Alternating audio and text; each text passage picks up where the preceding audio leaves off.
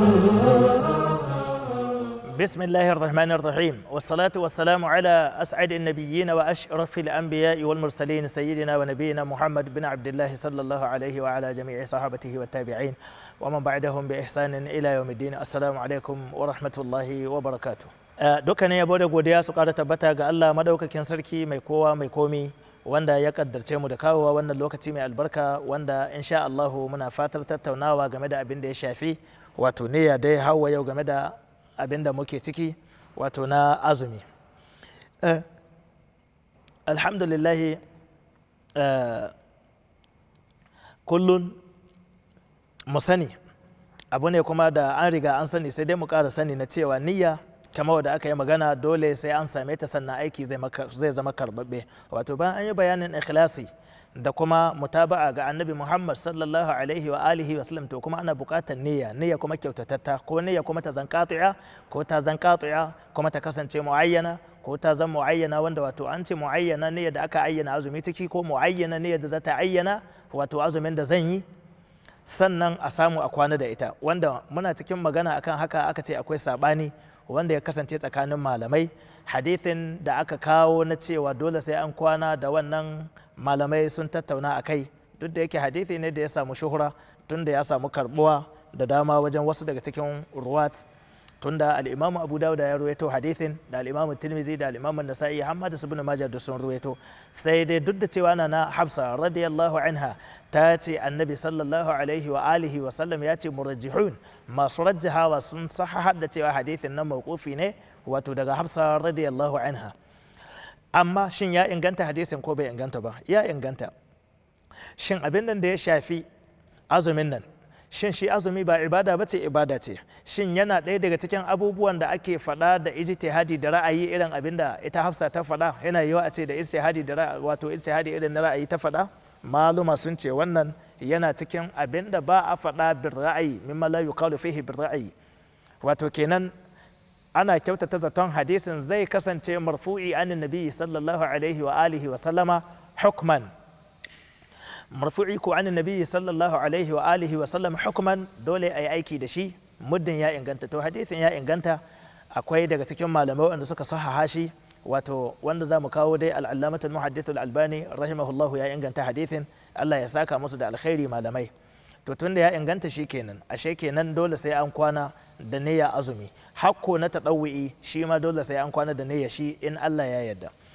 To amma me zai hitar da na taɗawu'i ciki? Wancan hadithin na wato na Aisha radiyallahu anha, tunda ita nata hadithin abin da yake nunawa manzon Allah sallallahu alaihi wa alihi wa sallam yana shigowa gida ya ce akwai abinci, idan an ce babu sai ya wuce da azumin shi, sai ya ce inni idan, sai ya ce idan harfu nasbin wa jawazin wa jaza'in wa ta'lilin wa istikbal, kenan yana nuna kenan wannan lokacin yayi niyya, kenan zai wuce da azumin shi kuma da rana. Sannan akwai riwayoyi daga sahabbai wanda sun tabbatar cewa annabi sallallahu alaihi wa alihi wa sallam yana niyya azumi na tatawwu'i da rana ba tare da wato ya faro niyyar da dare ba. To shikenan sai yanzu sai a hada hadisan guda biyu a aiki da su. Wancan nan na Hafsa sai ya kasance azumin farilla ba a yin sai an kwana da niyya ko a faro ta da dare, wato kafin dai alfijiri ya keto. Shi kuma wannan da yayi magana na Aisha radiyallahu anha, shi ma sai ya zan shi kuma yana nuni ne akan na tatawwu'i, wannan shi yahi sauki wajen wasu malamai. Duk da haka akwai waɗanda ke ganin a'a ba wani bambanci kwata-kwata, tunda ai bai ce kaza da sauransu ba, amma dai zance rajihi wanda dalilai da ake ta'alluki da su shina nuna wato qaulul jumhur ya zan yana da kyau ƙwarar gaske.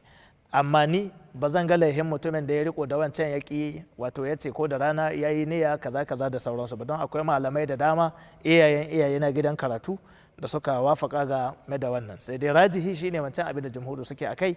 Allah ya taimaka mana. Ita wannan niyya ta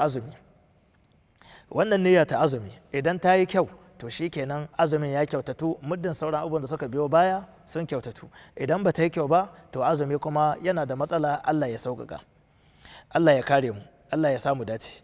Ubangiji ta Allah ya taimaki addinin musulunci da musulmai. Daga cikin abubuwan da ake so mu sani, wai yanzu idan na yi azumi menene amfanin shi gare ni, menene fa'idar shi, menene hikimar shi, wace falala ce ke rataye ga azumi din?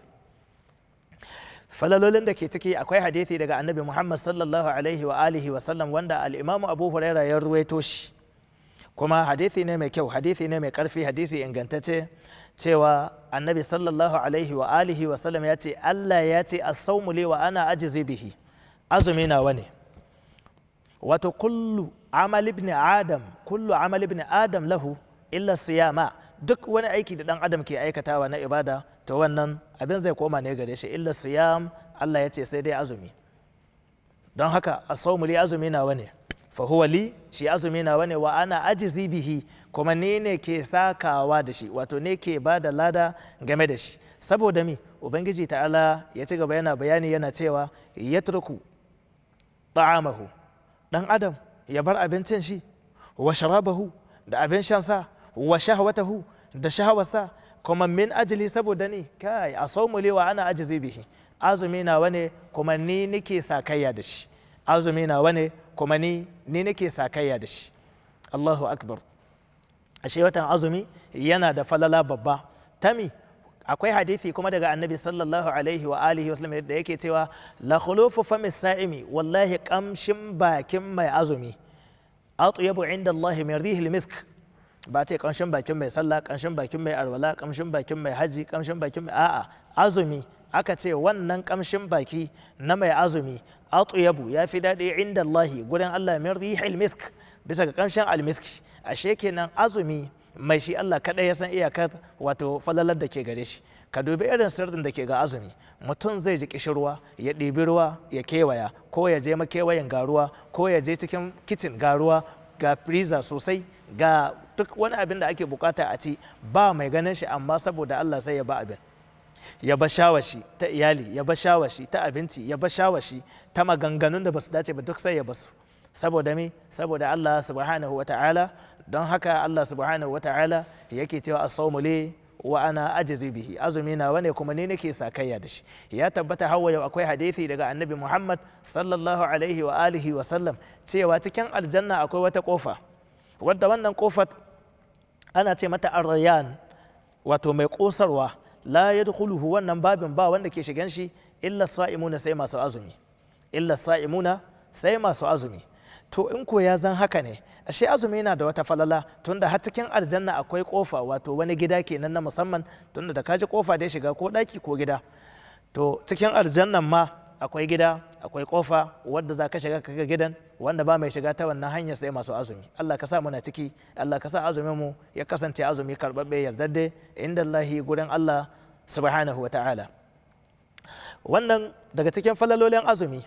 Har wa yau azumi Allah subhanahu wa ta'ala ya rataya abubuwa da dama masu yawa game da shi. Manzon Allah sallallahu alaihi wa alihi wa sallam yake cewa lis-sa'imi farhatani, mai azumi yana da farin cikoki guda biyu, wato farin ciki guda biyu. Farhatun, farin ciki na farko inda iftarihi, lokacin da zai buɗe baki, lokacin da zai ci abinci, zai yi farin ciki, yana jin ba abu mai daɗi kamar a baka abun bukata lokacin da bukata ka ta taso. Wani lokaci ne abin bukata zai zo? Lokacin da bukata ka ta taso. Duk cikin abin bukata da dan adam in ya matsu ya samu mai daɗi babu kamar ruwa, to ruwan kuma tare da abinci, kuma abincin mai daɗi, kuma abincin da mutum ya kirdada tun kusan la'asar ko kafin la'asar, ya tunanin yau wani irin abinci zai daɗe mishi ne, yunwa shi da ke damun shi, ya zaɓo kala kala.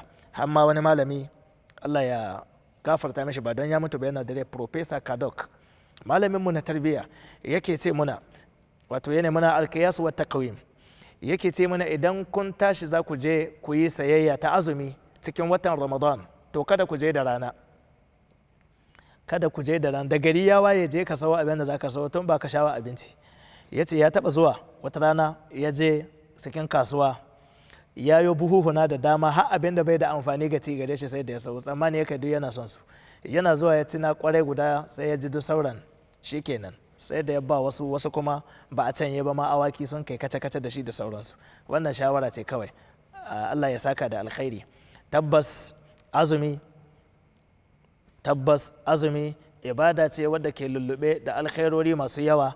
Allah subhanahu wa ta'ala ya sanya su da dama, daga cikinsu alkhairorin akwai farin ciki lokacin buɗe baki, na biyu kuma farhatun, guda ta biyu inda liqa'ihi rabbahu, lokacin da zai haɗu da ubangijinsa subhanahu wa ta'ala. Wato lokacin zaka ga Allah subhanahu wa ta'ala ya yi mai sakamako mai kyau ta hanyar shiga aljanna, ta hanyar samun natsuwa, ta hanyar shiga babun ar-rayyan, ya je ya shiga wannan babin, ya je inda Allah subhanahu wa ta'ala ya nufa.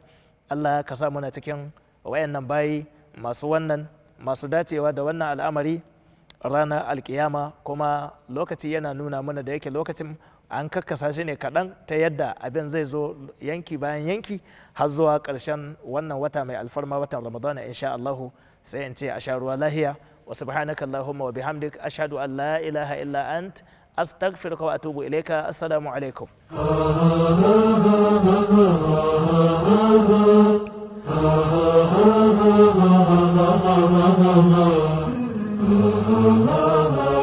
Oh